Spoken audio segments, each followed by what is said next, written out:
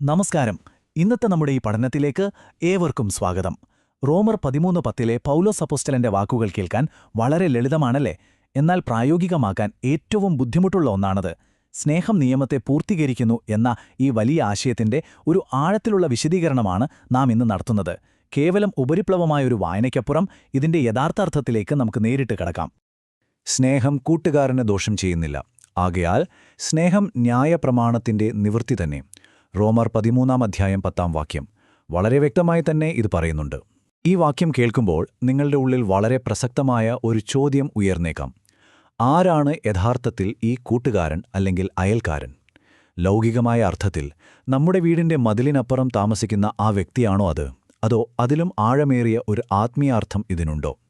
നമ്മുടെ ചിന്തകളെ തന്നെ മാറ്റിമറിക്കുന്ന വലിയൊരു യാഥാർത്ഥ്യം ഇതിൽ ഒളിഞ്ഞിരിപ്പുണ്ട്. ഇന്ന് നാം പ്രധാനമായും 4 കാര്യങ്ങളിലൂടെയാണ് കടന്നുപോകുന്നത്. 1. അയൽക്കാരൻ എന്ന ആശയത്തിന്റെ യഥാർത്ഥ അർത്ഥം. 2. അസൂയ എന്ന ഭയാനകമായ അപകടം. 3. തിരുവചനത്തിൽ നിന്നുള്ള ചില ചരിത്ര ഉദാഹരണങ്ങൾ. ഒടുവിൽ ഐക്യവും അനുഗ്രഹങ്ങളും നമ്മുടെ ജീവിതത്തിൽ എങ്ങനെ തിരഞ്ഞെടുക്കാം എന്നത്.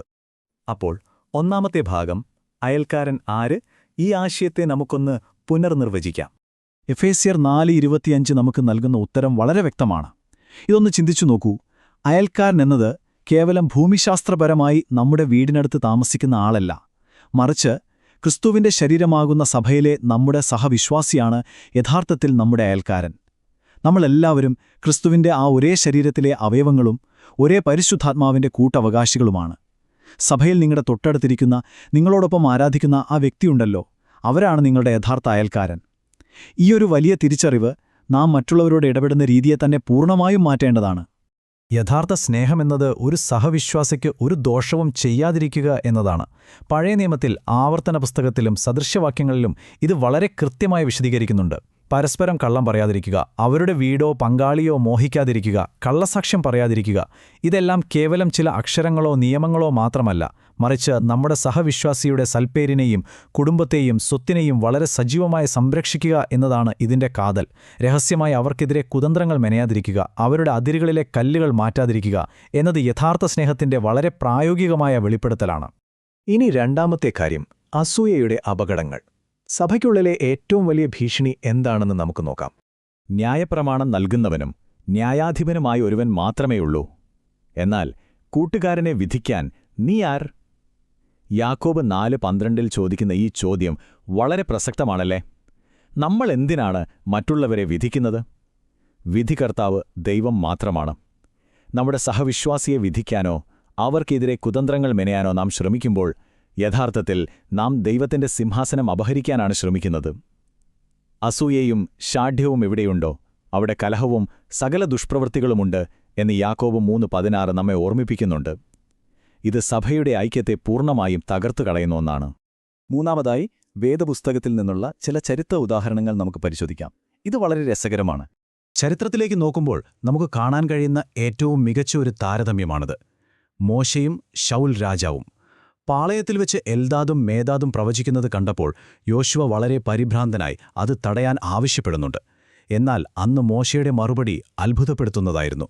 ദൈവത്തിന്റെ ജനമെല്ലാം പ്രവാചകന്മാരായി തീരട്ടെ എന്നാണ് മോശെ ആഗ്രഹിച്ചത്. അതാണ് ദൈവരാജ്യത്തിന്റെ വിശാലമായ മനോഭാവം. മറ്റുള്ളവർ ഉയർത്തപ്പെടുന്നത് കാണുമ്പോൾ സന്തോഷിക്കുന്ന ഹൃദയം. എന്നാൽ ശൗൽ രാജാവിനെ നോക്കൂ. സ്ത്രീകൾ ദാവീദിനെ പുകഴ്ത്തി പാടുന്നത് കേട്ടപ്പോൾ ശൗലിന്റെ ഉള്ളിൽ വലിയ ഭയവും അസൂയയുമാണുണ്ടായത്. ആ ലൗകികമായ അസൂയ ദാവീദിനെ കൊല്ലാനുള്ള ഭയാനകമായ പദ്ധതികളിലേക്കാണ് ശൗലിനെ നയിച്ചത്. ശൗലിന്റെ ഈ അസൂയ എത്രത്തോളം ഭീകരമായിരുന്നു എന്ന് ചിന്തിച്ചു നോക്കൂ. അത് അയാളെ പൂർണ്ണമായും അന്ധനാക്കി. ദാവീദിനെ വീഴ്ത്താൻ ശൗൽ സ്വന്തം പെൺമക്കളായ മേരബിനെയും മീഖളിനെയും വരെ ഒരു കെണിയായി ഉപയോഗിക്കാൻ തയ്യാറായി. അസൂയ മനുഷ്യനെ എത്രത്തോളം ക്രൂരനാക്കുമെന്നതിന്റെ ഏറ്റവും വലിയ തെളിവാണിത്. സഹോദരനോടുള്ള പക ഒരു വ്യക്തിയുടെ ചിന്താശേഷിയെയും ധാർമ്മിക ബോധത്തെയും പൂർണ്ണമായും നശിപ്പിച്ചു കളയുന്നു. സ്വന്തം കുടുംബത്തെപ്പോലും ഒരു സഹോദരനെതിരെ ആയുധമാക്കാൻ ഈ അസൂയ മനുഷ്യനെ പ്രേരിപ്പിക്കും. ഇനി ദാവീദ് രാജാവിന്റെ ജീവിതത്തിൽ എന്താണ് സംഭവിച്ചത് എന്ന് നോക്കാം. അയൽക്കാരനെ സ്നേഹിക്കുക എന്ന ഒരൊറ്റ നിയമം തെറ്റിച്ചപ്പോഴുണ്ടായ വലിയൊരു തകർച്ചയാണിത്. അത് പെട്ടെന്നൊരു ദിവസമുണ്ടായതല്ല കേട്ടോ. ഊരിയാവിന്റെ ഭാര്യയെ മോഹിക്കുക എന്നതിൽ നിന്നാണ് അത് ആരംഭിക്കുന്നത്. ആ ഒരൊറ്റ നോട്ടം പിന്നീട് വഞ്ചനയായി മാറി. ഊരിയാവിനെ യുദ്ധമുഖത്തുനിന്ന് തിരികെ വിളിച്ച് തന്റെ തെറ്റ് മറച്ചുവെക്കാൻ ദാവീദ് ശ്രമിച്ചു. എന്നാൽ ഊരിയാവിന്റെ വിശ്വസ്തത കാരണം ആ പദ്ധതി പൊളിഞ്ഞപ്പോൾ ദാവീദ് ഒരു കൊലപാതകിയായി മാറി. ഊരിയാവിനെ യുദ്ധത്തിന്റെ മുൻനിരയിലേക്ക് അയച്ച് കൊലപ്പെടുത്താൻ ദാവീദ് മടിച്ചില്ല. സഹവിശ്വാസിക്ക് ദോഷം ചെയ്യരുത് എന്ന അടിസ്ഥാന നിയമം തെറ്റിക്കുമ്പോൾ അതെങ്ങനെയാണ് പൂർണ്ണമായൊരു ധാർമ്മിക തകർച്ചയിലേക്ക് നമ്മെ നയിക്കുന്നത് എന്ന് ഈ സംഭവം വളരെ വ്യക്തമായി കാണിച്ചു തരുന്നു. എന്നാൽ ദാവീദിന്റെ ഈ വലിയ വീഴ്ചയ്ക്ക് നേരെ വിപരീതമാണ് ഇയ്യോബിന്റെ ജീവിതം. എന്റെ ഹൃദയം ഒരു സ്ത്രീയോട് മയങ്ങുകയോ അയൽക്കാരന്റെ വാതിൽക്കൽ ഞാൻ പതിയിരിക്കുകയോ ചെയ്തിട്ടുണ്ടെങ്കിൽ എന്റെ ഭാര്യ മറ്റൊരാൾക്ക് മാവ് പൊടിക്കട്ടെ. ഇയ്യോബിന്റെ വാക്കുകളിലെ ആ സത്യസന്ധത എത്ര മഹത്തരമാണ്! ഇന്നത്തെ കാലത്ത് ഈ അയൽക്കാരന്റെ വാതിൽക്കൽ പതിയിരിക്കുക എന്ന് പറയുന്നത് മറ്റുള്ളവരുടെ ജീവിതത്തിലേക്ക് ഒളിഞ്ഞു നോക്കുന്നതോ അല്ലെങ്കിൽ അവരുടെ വീഴ്ചകൾക്കായി കാത്തിരിക്കുന്നതോ ഒക്കെ ആകാം. തന്നെ അയൽക്കാരന്റെ ഒന്നിനെയും താൻ മോഹിച്ചിട്ടില്ല എന്ന് ഇയ്യോബ് വളരെ ഉറപ്പോടെ പറയുന്നു. ഇതാണ് ഒരു യഥാർത്ഥ വിശ്വാസിക്കുണ്ടായിരിക്കേണ്ട സമ്പൂർണമായ നീതിബോധം. ഇനി അവസാനമായി 4ാമത്തെ ഭാഗം, ഐക്യവും അനുഗ്രഹങ്ങളും നമ്മുടെ പ്രായോഗിക ജീവിതത്തിൽ എങ്ങനെ കൊണ്ടുവരാമെന്ന് നോക്കാം. ശാപവും അനുഗ്രഹവും തമ്മിലുള്ള വ്യത്യാസം ഇവിടെ വളരെ വ്യക്തമാണ്. അയൽക്കാരന്റെ അതിരുകൾ മാറ്റുക, അവരെ രഹസ്യമായി ആക്രമിക്കുക, അവർക്കെതിരെ കള്ളസാക്ഷ്യം പറയുക എന്നിവ ഒരു സമൂഹത്തിലേക്ക് ശാപം കൊണ്ടുവരുന്നു. എന്നാൽ മറുവശത്തോ സഹവിശ്വാസിയുടെ നന്മയ്ക്കായി അവരെ പ്രസാദിപ്പിക്കുക, അവരെ ആത്മീയമായി പണിയുക എന്നിവ വലിയ അനുഗ്രഹമാണ്. സ്വന്തം വിഭവങ്ങൾ അവർക്കായി പങ്കുവയ്ക്കാൻ നാം തയ്യാറാകണം. സ്വന്തം അയൽക്കാരൻ ഒരു സഹായം ചോദിച്ചു വരുമ്പോൾ അത് നൽകാൻ നിങ്ങൾക്ക് കഴിയുമെങ്കിൽ ഒരിക്കലും നാളത്തേക്ക് മാറ്റിവെക്കരുത് എന്ന് സദൃശ്യവാക്യങ്ങൾ 3:28 വളരെ കർശനമായി നമ്മെ ഓർമ്മിപ്പിക്കുന്നുണ്ട്. സ്നേഹത്തിന് എപ്പോഴും ഈ അടിയന്തര സ്വഭാവം ഉണ്ടായിരിക്കും. റോമർ 13:10 ആഴങ്ങളിലൂടെ നാം സഞ്ചരിച്ചപ്പോൾ ഒരു കാര്യം വ്യക്തമാണ്: സ്നേഹം അയൽക്കാരന് ഒരു ദോഷവും ചെയ്യില്ല. നമ്മൾ ഈ പഠനം അവസാനിപ്പിക്കുമ്പോൾ വളരെ പ്രധാനപ്പെട്ട ഒരു ചോദ്യം നിങ്ങൾ ഓരോരുത്തരും സ്വന്തം ഹൃദയത്തോട് ചോദിക്കുക. ക്രിസ്തുവിന്റെ ശരീരമാകുന്ന നിങ്ങളുടെ പ്രാദേശിക സഭയിൽ നിങ്ങളുടെ സഹവിശ്വാസിയെ നിങ്ങൾ പണിതുയർത്തുകയാണോ അതോ തകർക്കുകയാണോ ചെയ്യുന്നത്? അടുത്ത തവണ സഭയിൽ പോകുമ്പോൾ നിങ്ങളുടെ തൊട്ടടുത്തിരിക്കുന്ന വ്യക്തിയെ നോക്കി ഈ ചോദ്യം സ്വയം ചോദിക്കുക.